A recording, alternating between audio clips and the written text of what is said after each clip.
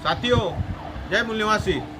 मी सुनील डहाके, जिल्हा अध्यक्ष, राष्ट्रीय पिछड़ा वर्ग ओबीसी मोर्चा, अमरावती, महाराष्ट्र।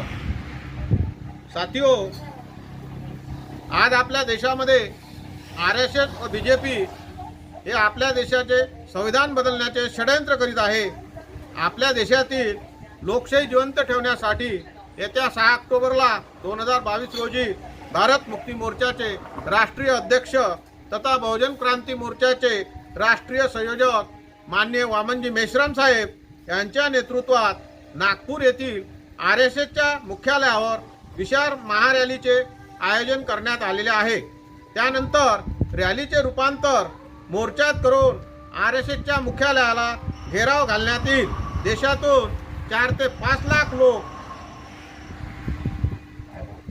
या मोर्चात सहभागी होतील। तसेच अमरावती जिल्ह्यातूनही जवळपास 50,000च्या वर एससी एसटी ओबीसीचे लोक निघणार आहेत। मी ओबीसी समाजाला आवाहन करतो की सध्याच्या परिस्थितीमध्ये ओबीसीवर मोठ्या प्रमाणात अन्याय होत आहे। ओबीसीला हक्क अधिकारापासून वंचित ठेवले जात आहे। स्वातंत्र्याच्या 75 वर्षानंतरही ओबीसीला मोजले जात नाही। देशात पशु पक्षी, झाडे, कुत्रे, मांजरे, डुकरे मोजले जातात।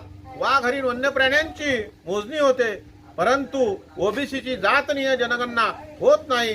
हा ओबीसीवर होणारा अन्याय आहे। ओबीसीची जनगणना झाली तर ओबीसी या देशाचा मालक होऊ शकतो। या भीतीने आरएसएस व बीजेपी जातनीय जनगणना करण्याला विरोध करत आहे। आता ओबीसीने जागृत होऊन आरएसएस व बीजेपीचे षडयंत्र हाणून पाडण्यासाठी 6 ऑक्टोबरला नागपूरच्या आरएसएस मुख्यालयावर घेराव घालायचा आहे। यासाठी ओबीसी समुदायाने तन धन